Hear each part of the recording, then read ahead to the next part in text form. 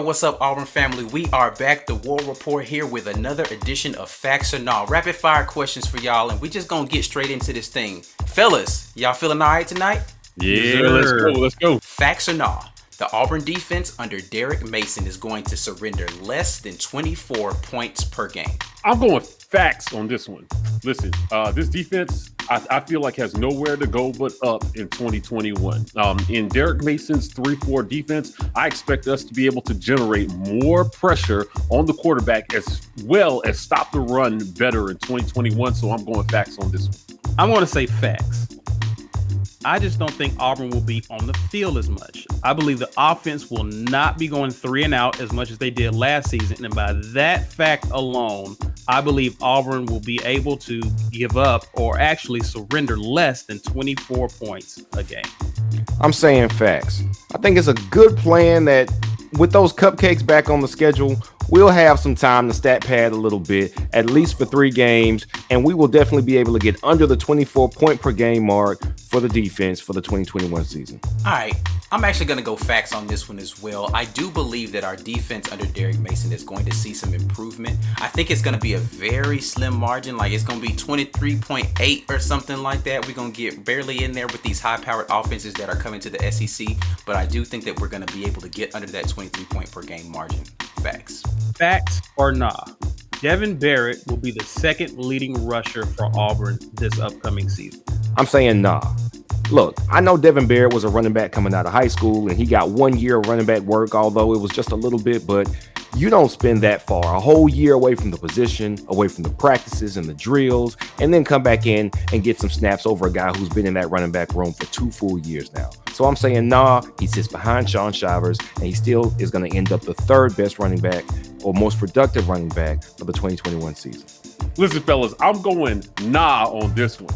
I think that whoever the number 2 back is going to be actually a very important blocker in Bryan Harsin's scheme. So the more experienced back is going to know the blocking schemes. He's going to be able to pick that up faster. Shivers has more game time experience. I think he's a lot to be the number 2 back. So he's going to be the number 2 rusher. So I'm going nah on this one. All right, fellas, I think I'm going to go facts on this one.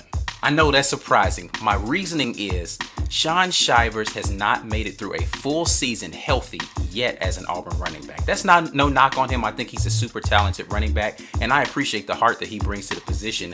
I just think that Devan Barrett is going to get more opportunities to rush, and therefore he's going to produce more yardage when Tank needs a breather throughout those games. And he's a little bit bigger back, so I think that there are going to be situations where they're going to need him as opposed to Shivers to come in. I'm going to say facts, number 2. Guys, I'm going to actually go facts here as well because we don't know if Shaun Shivers is actually going to transfer. Like other players, he is yet to announce that he's coming back, and so he can still enter the transfer portal at any given time. So given that cloud over him and given the uncertainty with him, I'm going to go facts here because Devan is already committed and is already going to be in the running back room. I'm going to go with him as a second leading rusher this upcoming season. All right, fellas, get ready. Facts or nah, Auburn will finally change the uniform scheme under Bryan Harsin. No, we will not change that uniform scheme. Auburn is a traditional institution. Things need to stay the same. That is the Auburn way. And unfortunately, well, not unfortunately, listen, we like the Auburn colors. We like the scheme. We've come to love the tradition of the navy and the orange. So they may add some tweaks, maybe some accents here and there. But if you're talking hard changes like navy pants, no, it's not going to happen.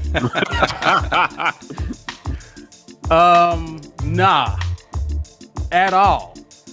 I mean, maybe they'll put the numbers back on the side of the helmet like they did, I think, during a bowl game a year or so ago. But outside of that, we're not seeing no orange jerseys. And like Brian's point, we're not seeing no blue pants. It's not happening. Auburn's going to keep it traditional, and that's that. You know what? I'm going to go facts on this one.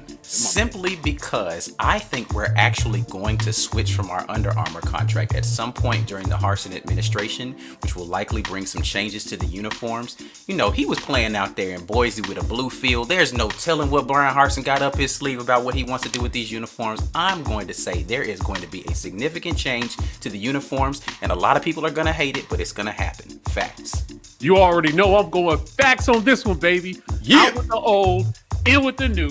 Brian Harsin is going to want to wash away shades of anything that's the past, and he's going to finally get these old fogies to change these uniforms and get something fresh and new in Auburn. I know that the ghosts of the past don't want to change the uniforms, but new uniforms actually help with recruiting. Kids have shown that they care about this stuff. They want to play now, and they want to look good doing it, and Harsin knows it, so I'm going facts on this one. Facts or nah? Bo Nix will enter the transfer portal if he doesn't win the job coming out of fall camp. I'm going facts on this one. Listen, he loses this job. He is not going to be a backup to a freshman QB. His ego is not going to be able to handle it. And as far as I'm concerned, he's been the starter for 2 years. He expects to be the starter this year. He does not get the job. I think Bo is gone.